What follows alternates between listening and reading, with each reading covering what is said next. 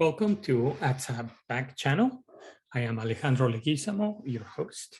Today is my pleasure to welcome Marilyn Farmer and Webb from the correctional system in New Zealand. Marilyn Farmer has had a long career in corrections, starting out as a caseworker in a provincial facility in Canada. From there, she moved to community corrections, working for Correctional Service of Canada, where she facilitated a post-treatment community maintenance group for individuals who had sexually offended, and attended her first ATSA conference in the late 1990s. After obtaining registration as a psychologist, she worked in an inpatient psychiatric unit, but then left the snow of Western Canada to find greener pastures in New Zealand. Initially working as a generalist psychologist for the Department of Corrections, she spent the last several years delivering a high-intensity program for child sexual offending in a prison unit. She is currently working for the National Office as Principal Advisor for High-Intensity Psychology Programs. Webb is of Te Wanau Apanui, Ngati Purui, Ngati Awa, and Ngai Te Rangi and Scottish descent. He has worked in correctional facilities for 23 years, with the last 18 with the New Zealand Department of Corrections. He has held roles including cultural consultant and senior advisor of Kaupapa Māori practice, which involve providing cultural oversight to departmental programs across the Auckland region, as well as contributing to several national initiatives and guest speaking engagements at universities across Aotearoa. He has also contributed to several research papers focusing on the restoration of mana, spiritual power, in men convicted of sexual offenses against children, and contributed to a book titled International Perspectives on the Assessment and Treatment of Sexual Offenders, edited in part by Douglas Bower. Mate has a postgraduate diploma in CBT, postgraduate diploma in Kaupapa Māori supervision, and a master's in Māori and management. His current role is senior advisor of Kaupapa Māori for high-intensity psychology programs. Please help me welcome Marilyn and Mate. So thank you, Marilyn and Mate, for joining me. I'm very excited to chat with you today. Good morning. Thanks for having us. I should note for the people in the audience that are like as geeky as I am with time difference, it's my Monday and it is Marilyn and Mate's Tuesday. It is my winter and it is their summer. And this is how small the world is now, which is great.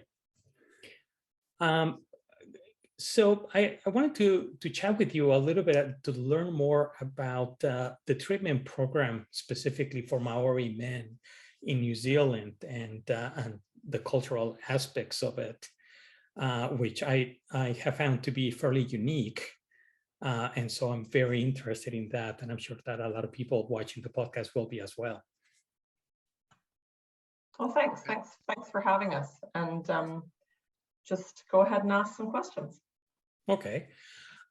So how was the program for the Maori men developed?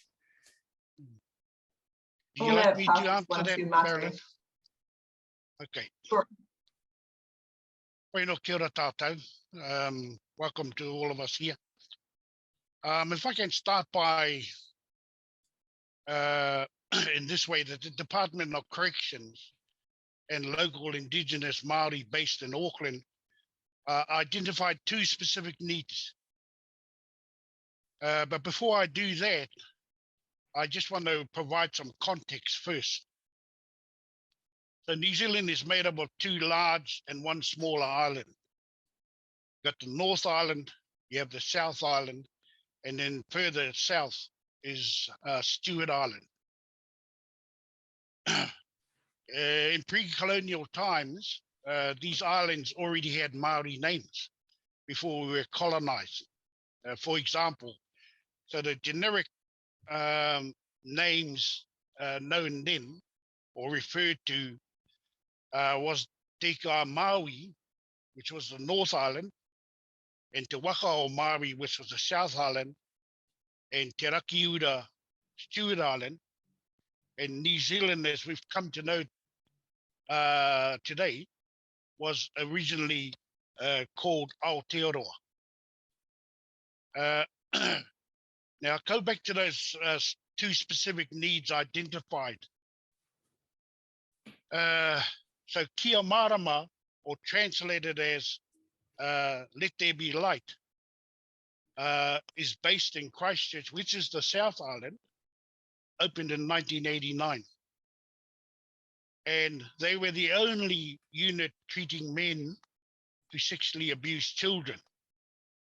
Therefore, men in the North Island sentenced for similar offences against children were sent down to the South Island from the North Island for treatment. And this became problematic because of there was a disconnection from family, or what we refer to as whānau, and their support people. By moving from the North Island to the South Island, that occurred. There was also an increase of men being sentenced for this crime in the North Island.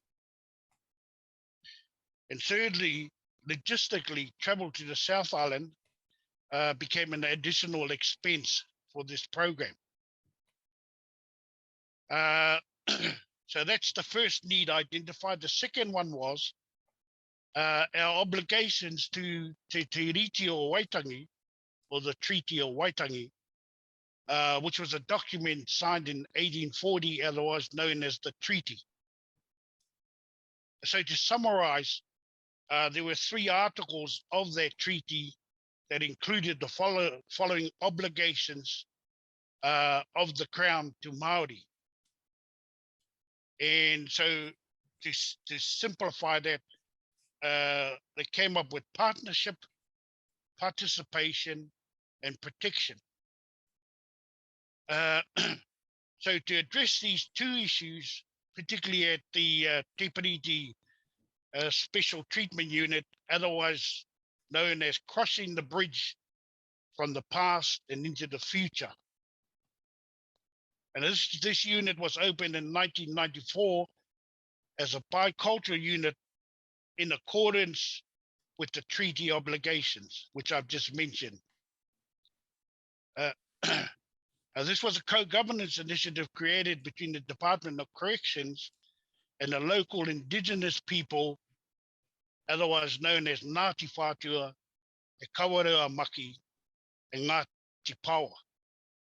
This relationship still exists today. I think what's important to note is that the Treaty of Waitangi is the founding document of Aotearoa, New Zealand. And so for the indigenous people, this has provided us with the opportunities for redress concerning several historical breaches made by the Crown. It is the one document Māori use and continue to use effectively when highlighting and addressing their personal grievances. So the Department of Corrections currently has this strategy, Hokairangi,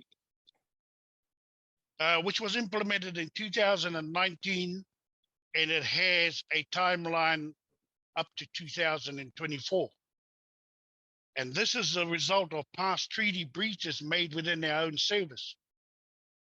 So we are currently implementing recommendations made by the Treaty of Waitangi findings when this was taken to court. Now, there are some fairly challenging tasks to achieve within a 5-year time frame, given that the breaches were established over a significant length of time.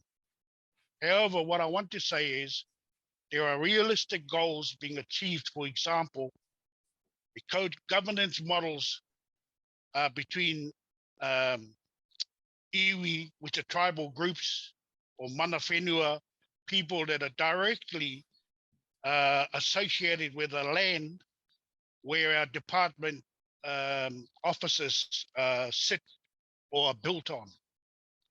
And these are signed off with various iwi and those things. That's happening now.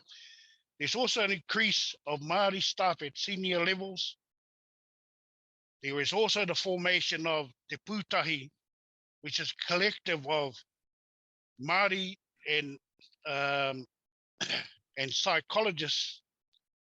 For example, there are principal psychologists, there are senior practitioners involved in currently every morning at 8:30, there are rituals of karakia, which are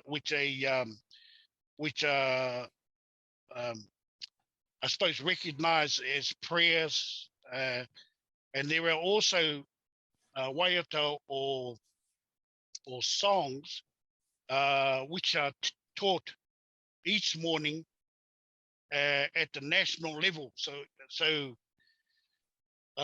all our staff have the opportunity. So we've got 12,000 staff who have the opportunity to join these sessions in the morning. So that's just a snippet of some things that I mentioned in terms of this the Hokairangi strategy that we currently have in place. Marilyn, do you have anything to add to that? Well, I guess in terms of the actual Te Purity program that was developed, maybe we could talk a little bit about R&R, and that the second R that people sometimes forget about, the responsivity, and how the people's cultural needs needing to be met, and how the overall treatment was needing to match the individual, I guess. And that's, maybe you could talk a little bit about, because you were around then, I wasn't, when the Te Purity was first implemented and the program was brought to fruition then. So when we look at that R&R, it's become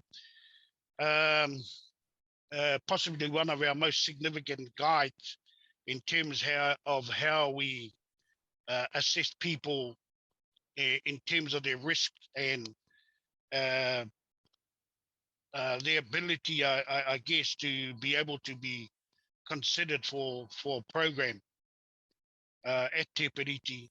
One of the things that I've always thought about, that we have R&R where it focuses primarily on risk,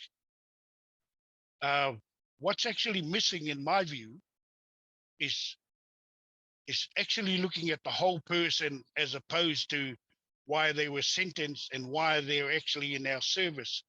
Because I think if you can look at addressing the responsive needs, or for example, their cultural needs first, then I think the rest, in my mind, would go hand in hand. Because what you're wanting to achieve is building self-confidence, self-esteem, acknowledging a person's connectedness to who they are, and rather than looking at something that's that's deficit type models, because they already have been punished being in front of us. I think that if we focused on the needs, which are the needs I just spoke about, and then looked at the risks and that, because I think that by the time you get to the risks, you would have minimized some of that risk in that context, which is the stuff that we can manage in the Department of Corrections. And so that's my thinking around the whole thing, definitely from my experience in terms of working with our people from that perspective. That's probably, and I believe, Marilyn, that those things were taken into consideration in terms of establishing the bicultural aspect of the program, because whilst we are a multicultural society, the concept of the idea of biculturalism was really based on on the treaties obligations, treaty obligations of the Crown to Māori at that time. Now,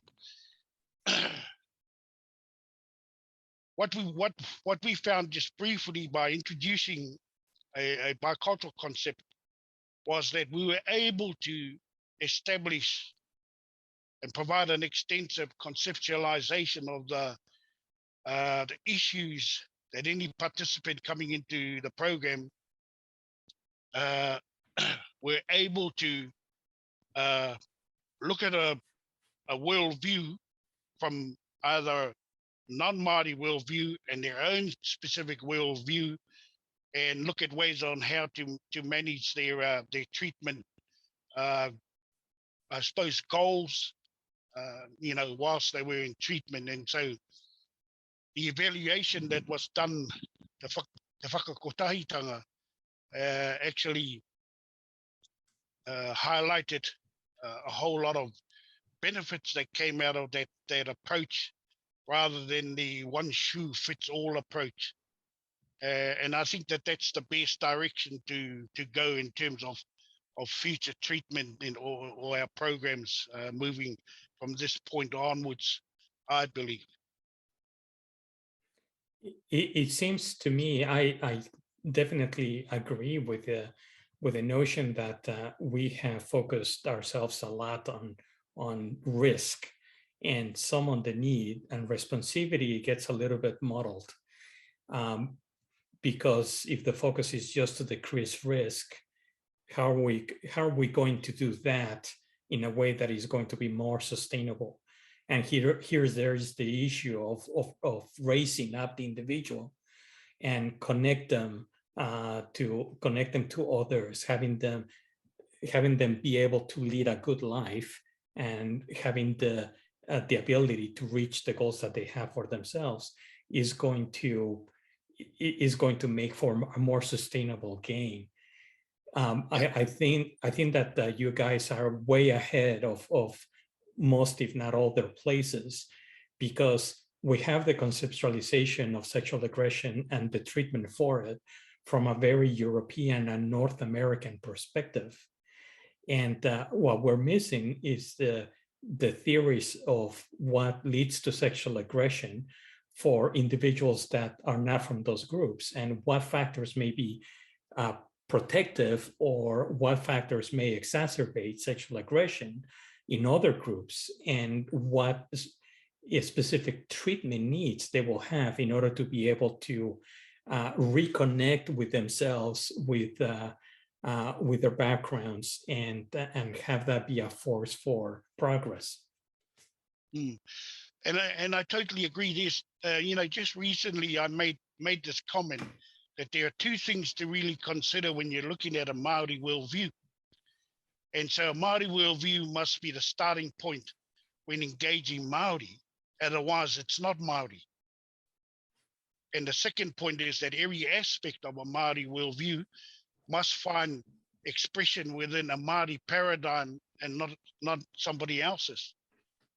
And so within those two statements I make is that there are three things that you look at in a Māori worldview.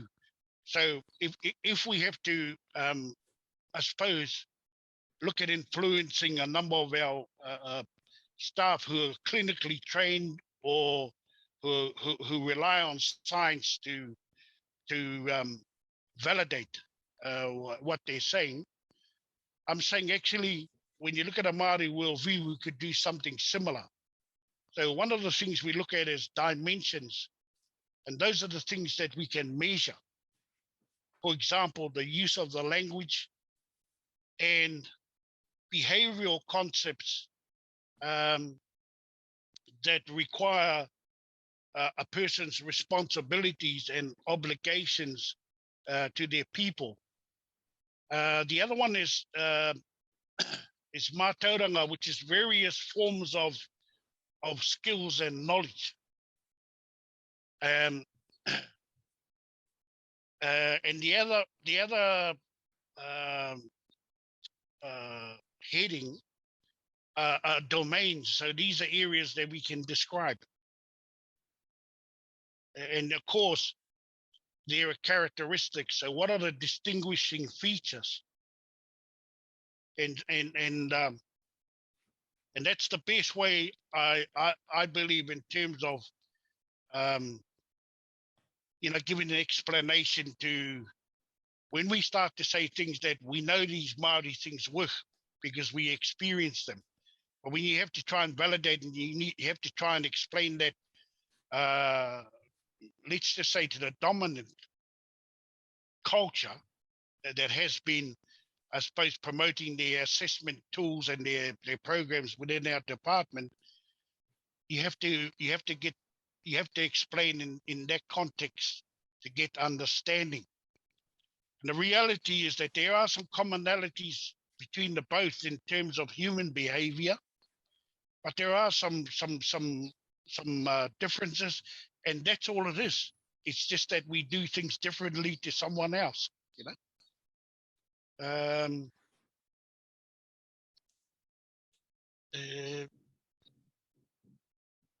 So Alejandro, I've been in this department a long time, and I've seen things that have worked and I've seen things that haven't worked. But I have to say, and I see this in our last presentation, that there are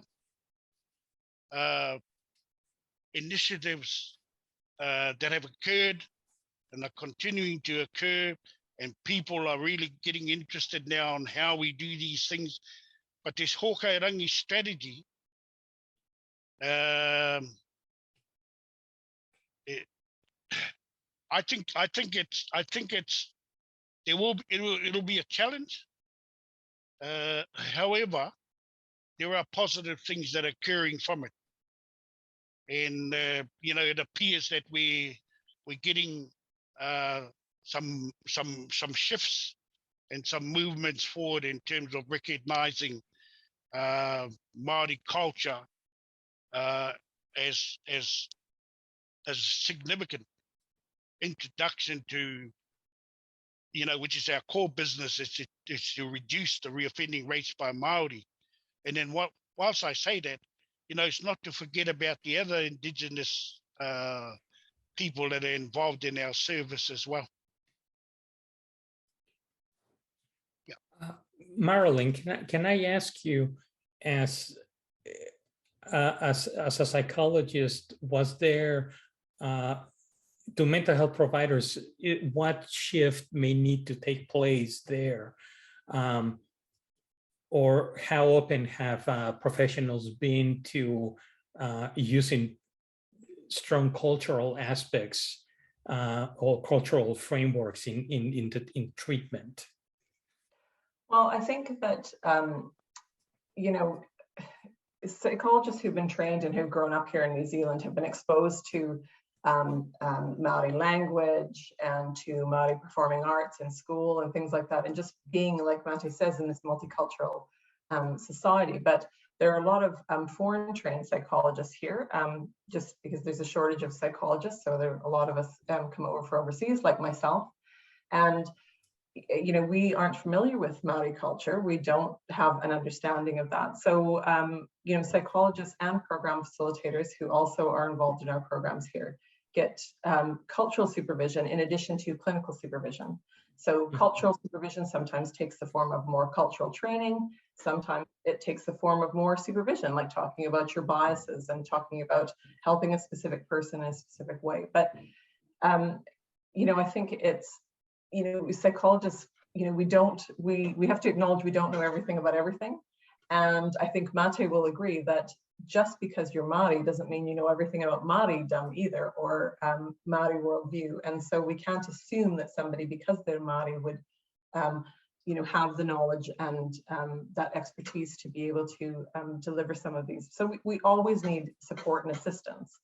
And we're continuing to develop that and to get stronger in that. But I would say that a lot of psychologists are reluctant because they don't know what they don't know and don't want to make a mistake and don't, you know, just like anybody would feel that way in that kind of profession where you have the culture as well. But one of the things that's great, I think that Mate and I mentioned in our presentation is that some of the aspects of Māori culture, Māori worldview, fit quite well with some traditional psychological principles. So blending some of those things is appropriate and can be really positive as well. So it isn't all either or, you know, generally.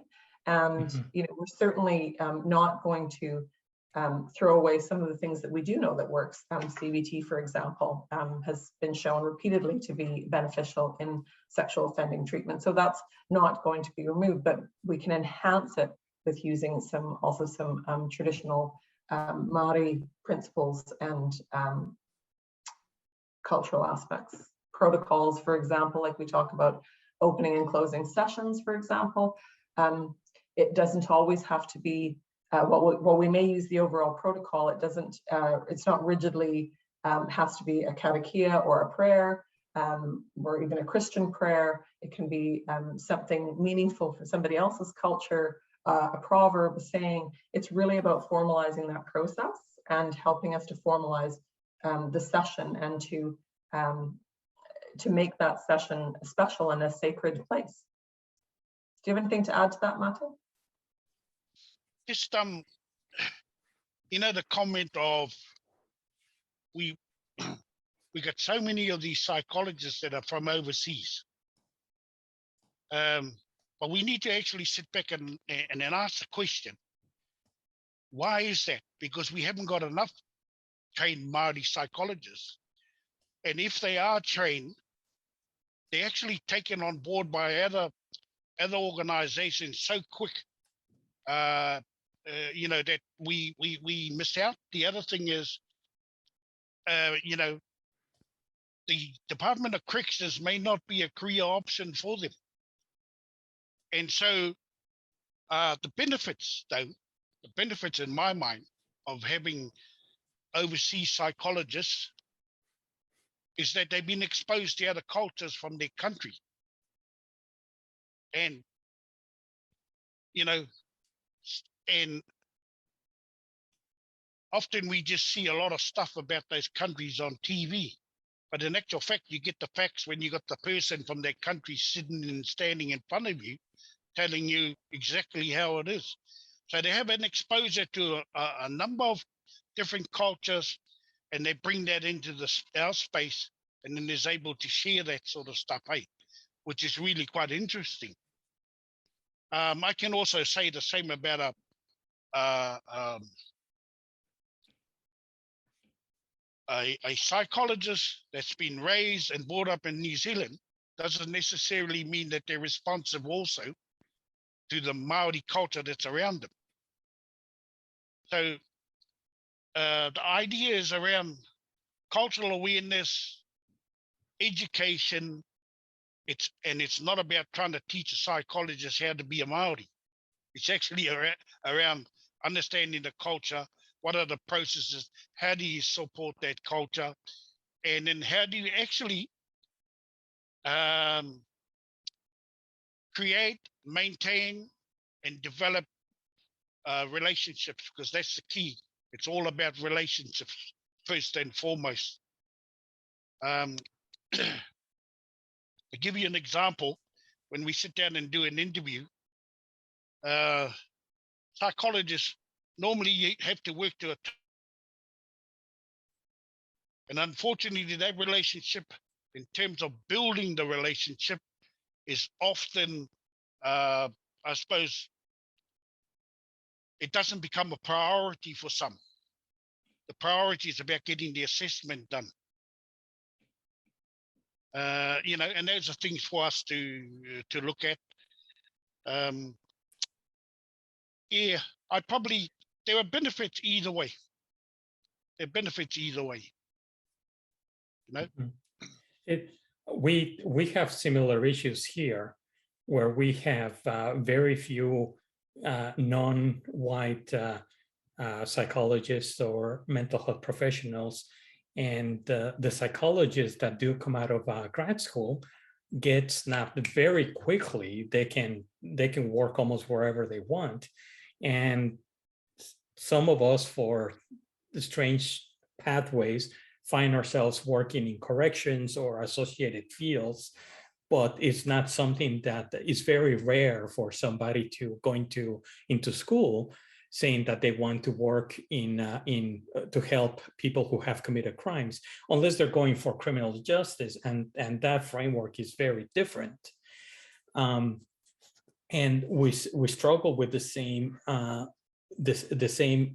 idea of trying to be culturally humble, to be open to learn what the other people in front of us are like, what their experiences are like, what their worldview is.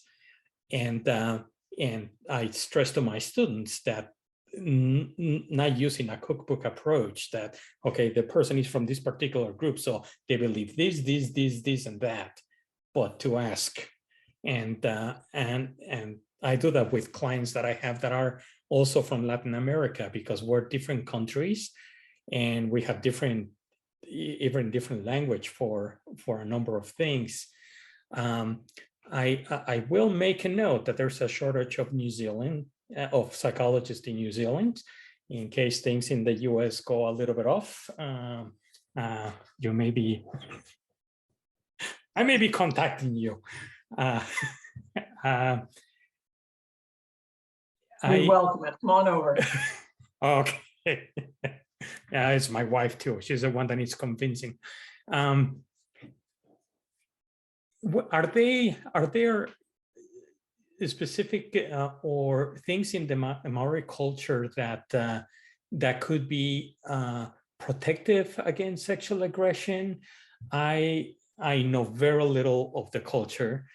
I do know that in the US, for example, sexual aggression among indigenous peoples prior to the arrival of Europeans, in many instances, was either very rare or non-existent.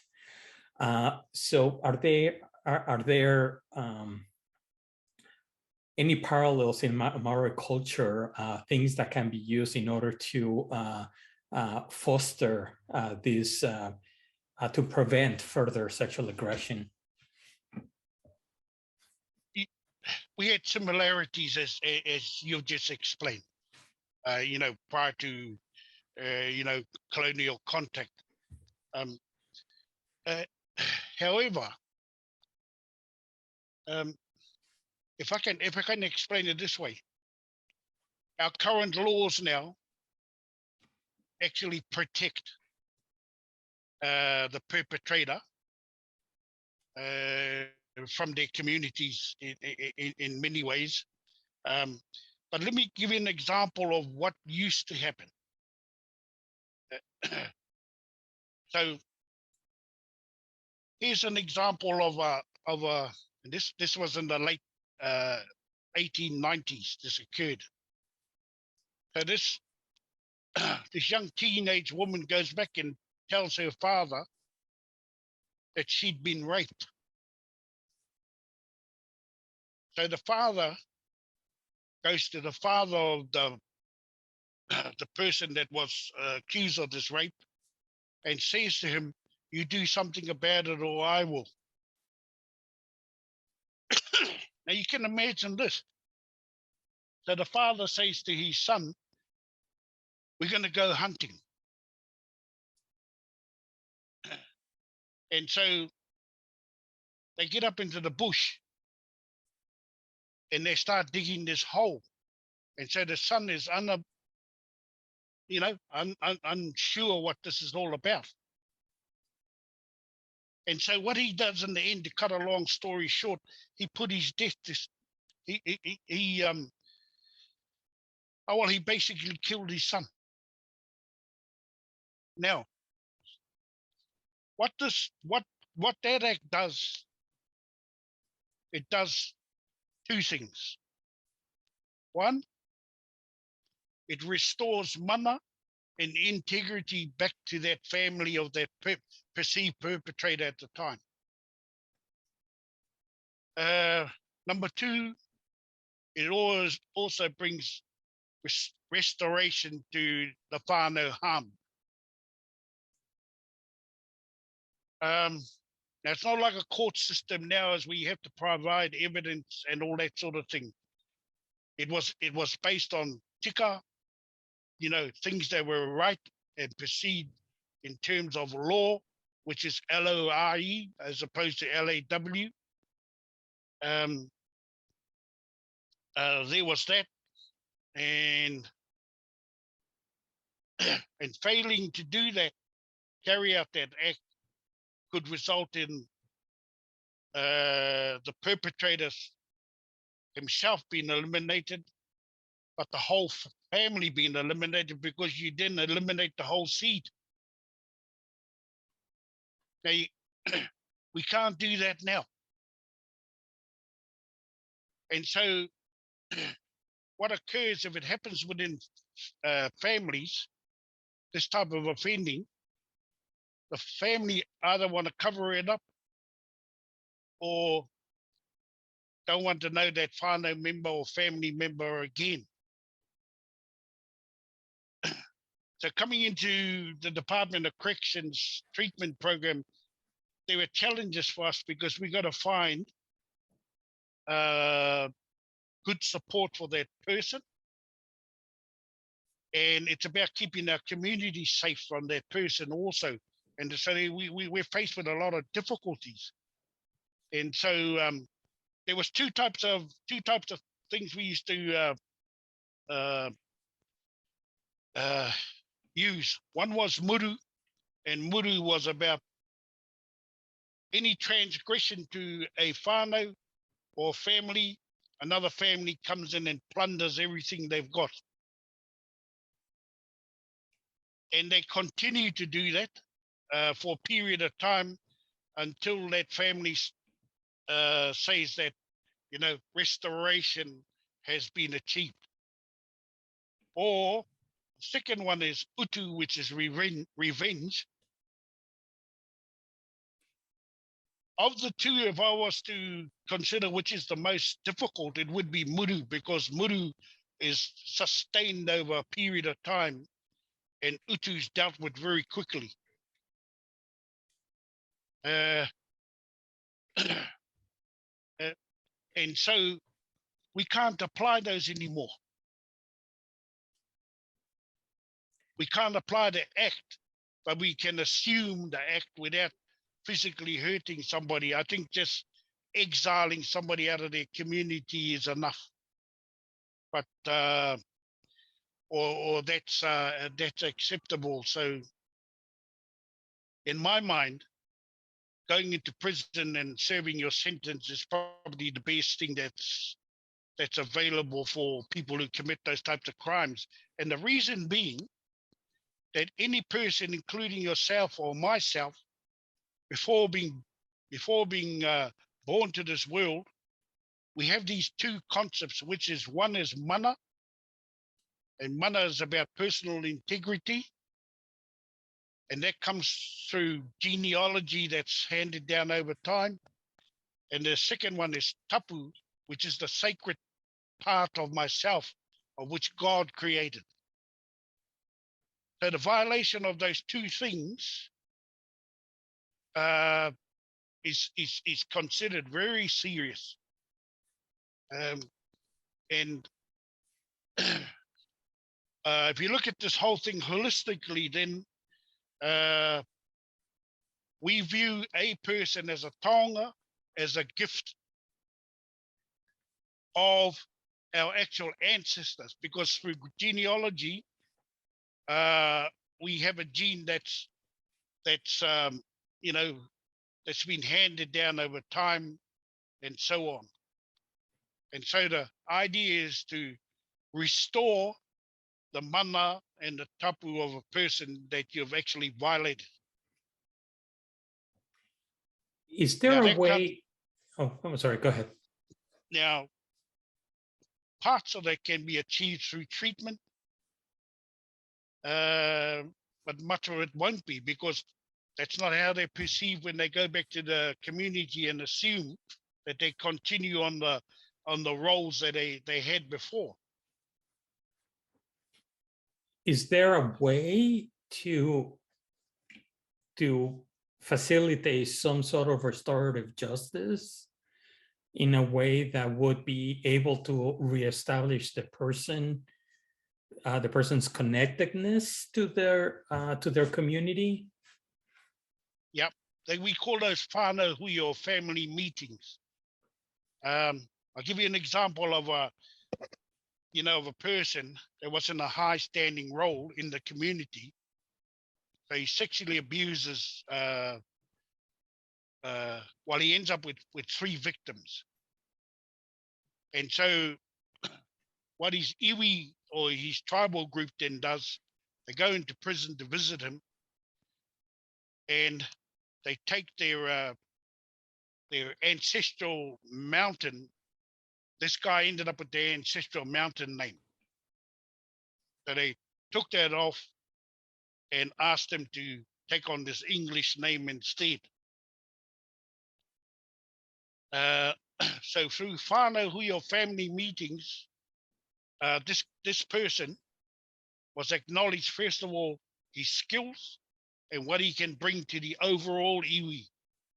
And so he was taken back into the iwi, and he currently is one of their senior advisors in terms of strategy, in terms of politics, in terms of business, but he's not allowed around children.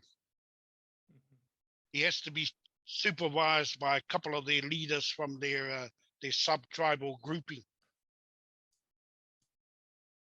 But he's acknowledged for his skills, and our people have been able to progress, in their initiatives around sustainability because of what he has to offer.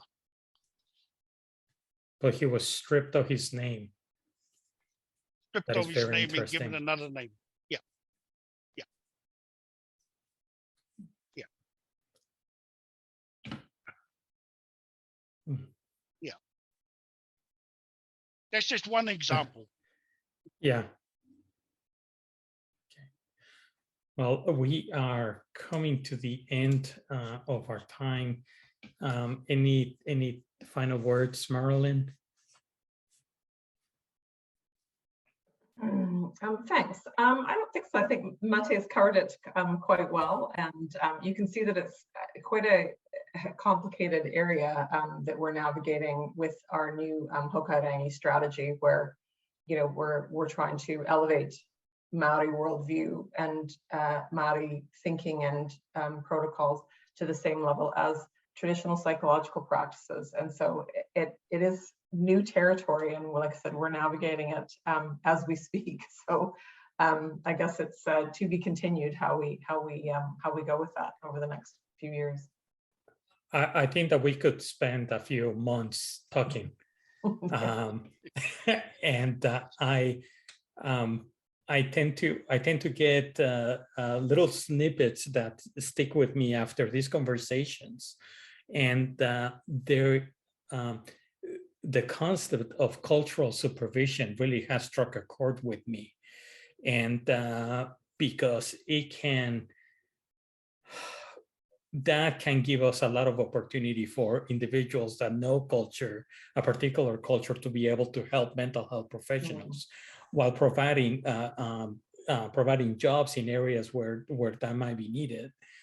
That is so helpful, and the idea of this more, for lack of a better word, ritualized restoration and restorative justice is striking, and I'm still very affected or touched by the taking away the person's name, and how, I mean, that has had to sting big time. Any final words, Mate? I think when you work with a culture that promotes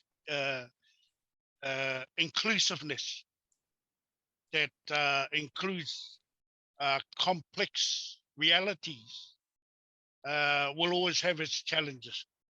Mhm. Especially if you come from a culture that doesn't and wasn't raised in this type of environment. There will always be challenges. It's like myself, because I'm, raised in an inclusive environment of Māori society.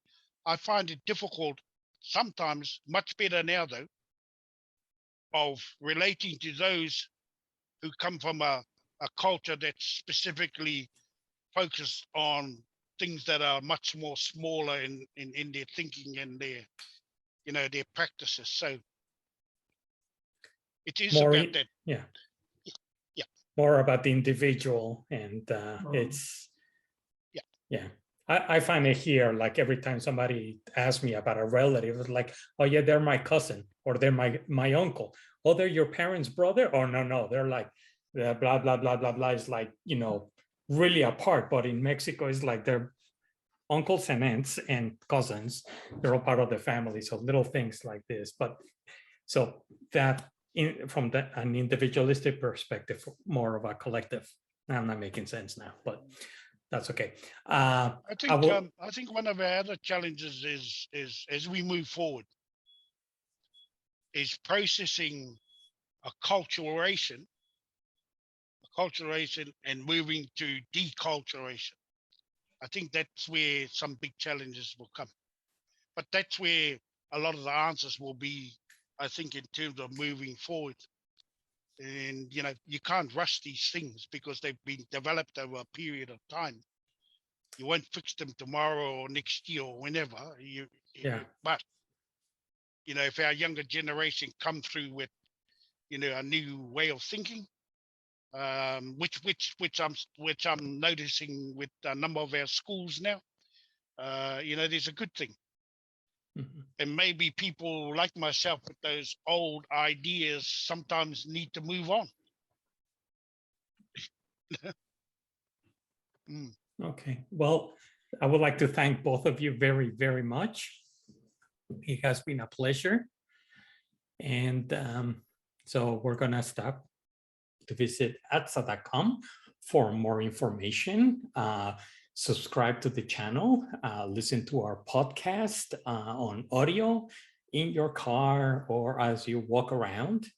And we'll see you next time. Thank you.